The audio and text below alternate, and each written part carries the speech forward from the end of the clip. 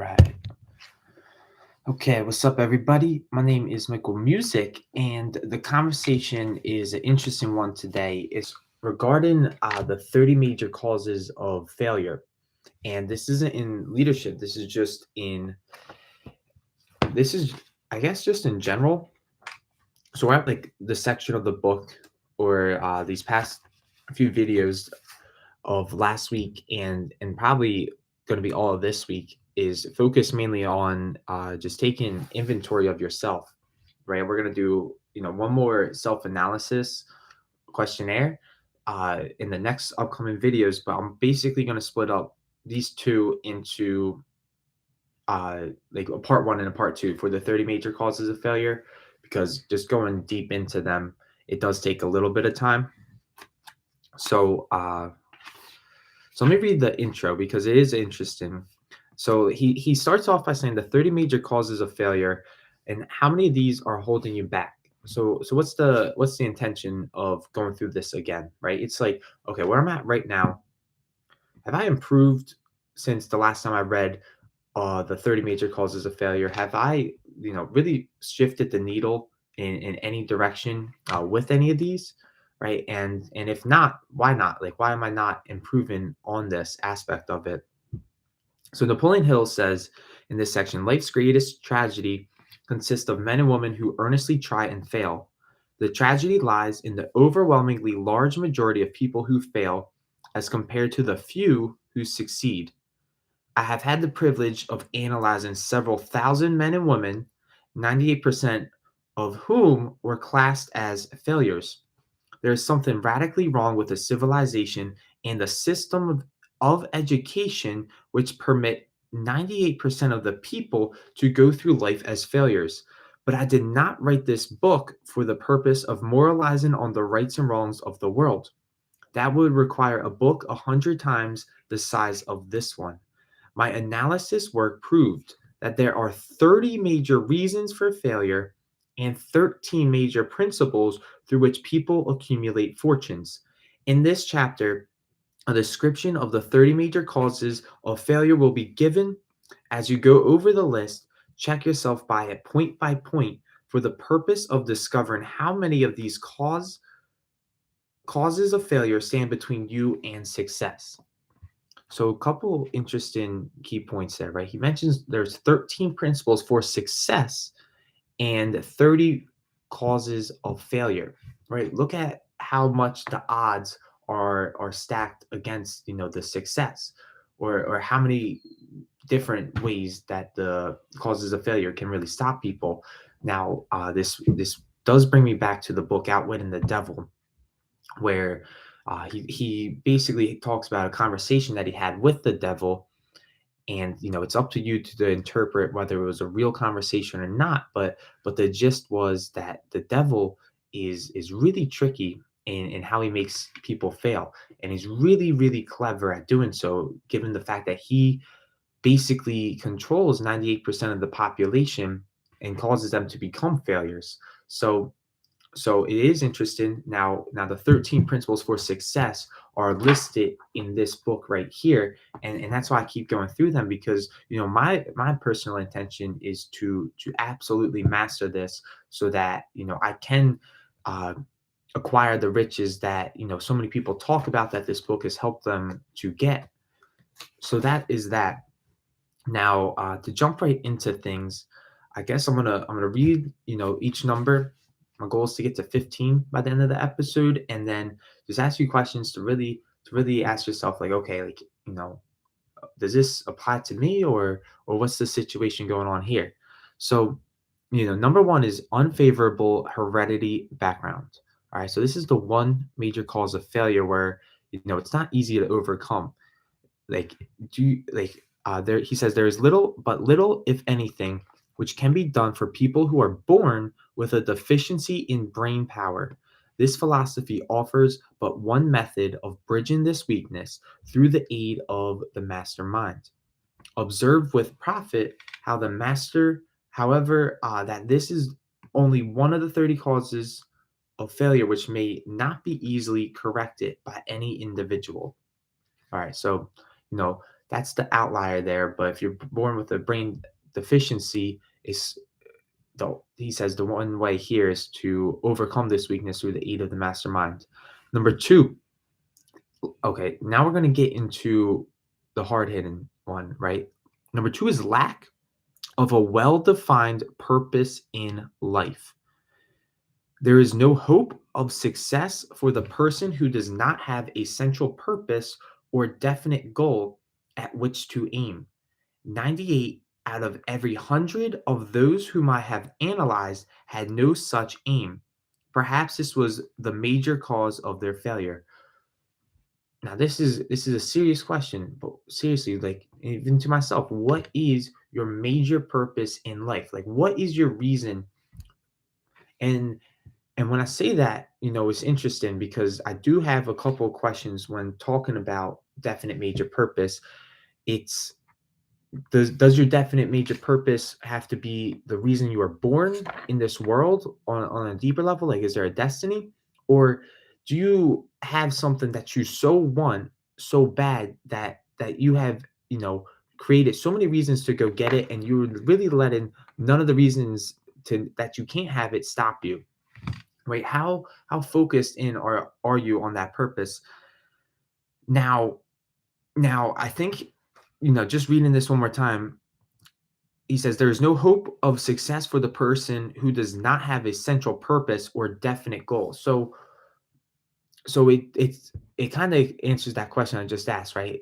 What's your major goal? What do you seriously want, right? Are you following the steps given in the chapter on desire? Have you written your goal card, and are you getting emotionally involved with the feeling of accomplishing that goal twice a day, once in the morning and once at night? All right. How well defined is your purpose? Are you writing what you're going to give for what it is that you want? So there's a lot of factors here, and I actually had a mentor spend the whole month talking about this topic alone. So it goes way deeper than this one paragraph that I explained goes. Number three in the 30 major causes of failure is lack of ambition to aim above mediocrity. He says, we offer no hope for the person who's so indifferent as not to get as not to want to get ahead in life and who is not willing to pay the price. Right? So are you just aiming to accomplish what everyone else is accomplishing? Right? Are you going to work because of the simple reason that everybody goes to work? Right? Are you looking to just fit into the crowd, or are you looking to aim above mediocrity and go the extra mile? Right? Are you willing to pay the price, right? And what is that price? Like what is the price to get, you know, to the riches? Well, Napoleon Hill, he said actually there is a price to pay, and I think it was in the chapter on auto suggestion. Okay, ready?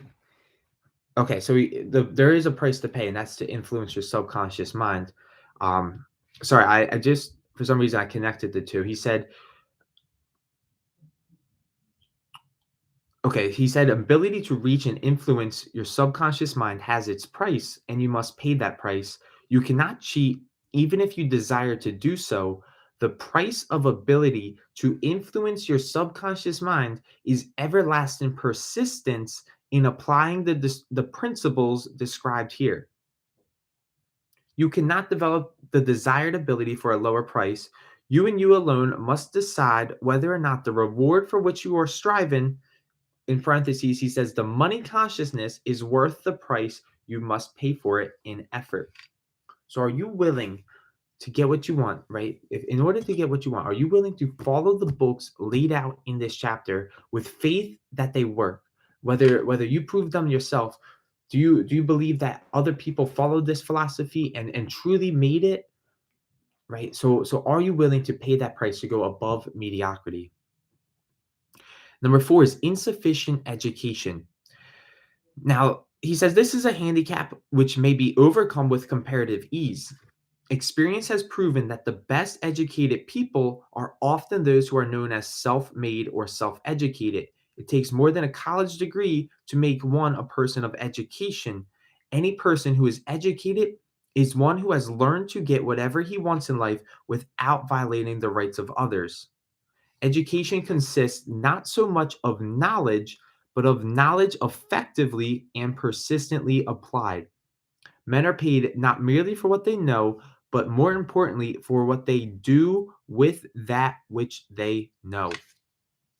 Okay, I want to really break that one down because that was a lot. Okay, so education. One of the 30 major causes of failure is lack of sufficient education, right? Are you reading, your own books to help you get what you want? And what I mean by that is, are you just reading, what they maybe have given you in a course in high school or college, or are you going, outside of the scope of things given to you just in school? Um, there's this one quote I love. I don't know who it's by, but I remember seeing it on Instagram. It's like, you know, school will teach you how to get, or formal education will teach you how to make a living, but self-education will teach you how to make a fortune. So are you reading, your own books that you believe will help you get to the next step? So for me, this is my go-to book uh for self-educating myself. And additionally, keep in mind what he means by the word educated. He actually gives the definition here. He says, any person who is educated, any person who is educated is one who has learned to get whatever he wants in life without violating the rights of others, right? So, are you educated because you have a college degree, or are you educated because you can get whatever it is that you want because you have so developed the ability in your mind to get that without violating the rights of others, right? That's Napoleon Hill's definition of educated, and that's personally the definition that I've taken on for me, whether or not I'm educated. Like, I agree. Um, I was gonna go on a tangent. I agree that I'm smart, but do I truly have everything that I want in this moment? And the answer is not yet. So is it fair to say that I'm even educated? No.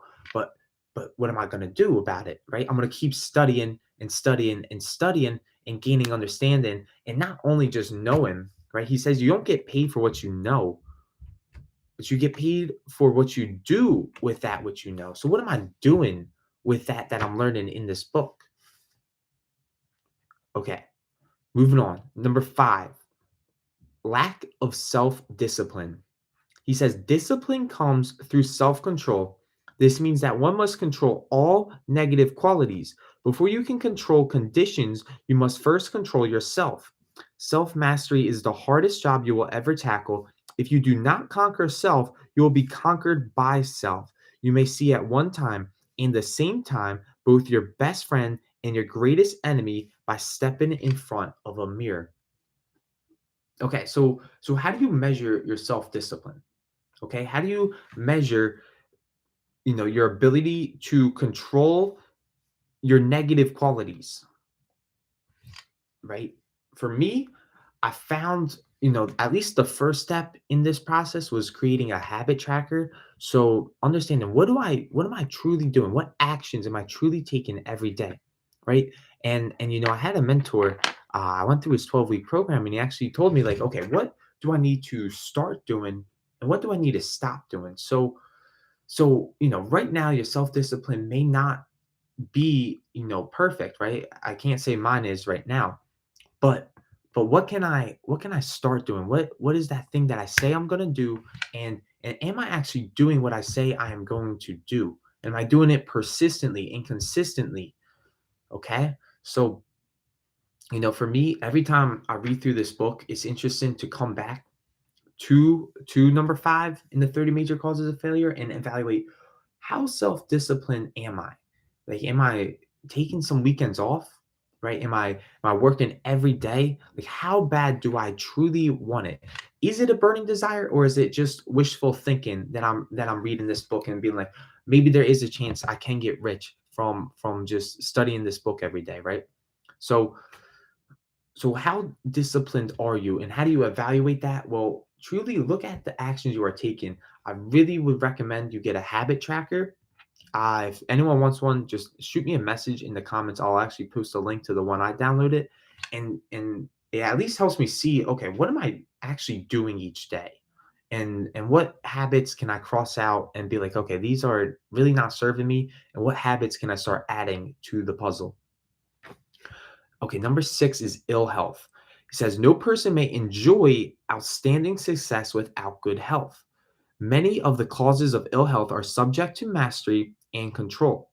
These in the main are: A, overeating of foods not conducive to health; B, wrong habits of thought given expression to negatives; C, wrong use of and overindulgence in sex; and D, lack of proper physical exercise; and finally, E, an inadequate supply of fresh air due to improper breathing. Okay, this is really critical. And this is something that, personally, on most days, I actually write down how grateful I am for my good health. But how can you possibly enjoy success or any, how can you, even if you were given all the money in the world, how can you possibly enjoy it when your health is terminally ill? If you don't have the ability to move around actively and actually use that money, like how can you possibly enjoy that? So, when it comes to health, they say what health is wealth, but it truly, I think health precedes wealth. Like I truly think, health is the cornerstone. You get your health right first, you get your wealth right next. So, you know, some of the best days that I had in my life were when I was feeling just extremely healthy.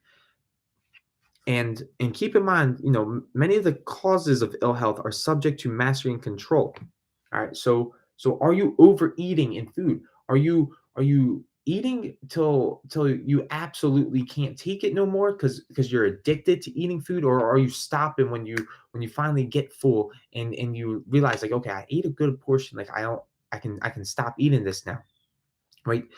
Do you do you have the wrong habits of thought, right? How does this relate to your health, right? If you're thinking wrong, that thought is eventually going to get translated into feeling, which is going to get translated into your body. Your body, there's a whole neuroscience behind this, but your body actually stores your emotions. So, if you indulge in wrongful thinking, you, sooner or later are going to experience that literally in your body.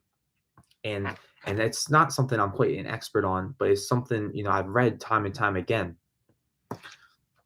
Okay, and obviously he also says if you overindulge in sex, like how is your health possibly going to stay up? And what does that mean? Well, I won't go into details here, but I'll actually leave it at that. Okay, do you get proper physical exercise? And do you properly breathe? Do you actually take full deep breaths? Are you constantly, smoking cigarettes or nicotine that's really stopping you from getting, the proper breathing that you need? So that's the ill health. Uh what time is it? All right, so we're getting tight on time here. I am gonna probably wrap it up. So last one that I'll talk about right now is unfavorable environmental influences during childhood. And he says, as the twig is bent, so shall the tree grow. Now, most people who have criminal tendencies acquire them as a result of bad environment and improper associates during childhood. So, a big part of this, right? When you were a little kid, your mind was wide open, especially when you were a baby. Your subconscious mind was wide open to the world around you. Anything going on the outside was going right into your subconscious mind, and that truly creates your reality. So how does that deal with this, right? Well, if you are surrounded by negativity and growing up, that's your reality. That's how it is. And it's really, you have to do a lot of unwinding and undoing, especially when it comes to talking about people's childhoods. So how are you raised, right? Were your parents, middle class, like, or were your parents business people? Like, for me, both my parents, they were middle class, working middle class parents. They worked really hard, but they didn't seem to quite get far. So, my reality is to follow them, but am I really following the best advice to get me to where it is that I want? Like my parents are still working to this day. Do I want to be 55 years old still working, right? And I'm doing something I don't love to do? Or am I gonna take advice from, the people that have what I want, that live this life of freedom? So that's the conversation today. We really didn't get through too many. We got through 7 of the major causes of failure. Tomorrow I'm gonna jump right into it, try to bang out a few more, and this might be a 3-part series. Just talking about this part, right? This is kind of you know I consider this section like the self-analysis section, right? It didn't quite have its own chapter to go into, so we put it in organized planning. Where we already talked about organized planning, but now we're really just taking a deeper look on ourselves, and so I love going through it every time because at the end of the day, the truth's the truth. And whether I want to face the reality of, okay, maybe I am lacking in this department, whether I want to face that reality or not, it's important for me to acknowledge it and understand the truth because they say the truth will set you free. So I want to leave you with that for today. I'll leave you with this until we meet again in time and space. Thank you all for watching, and bye everybody for now. All right.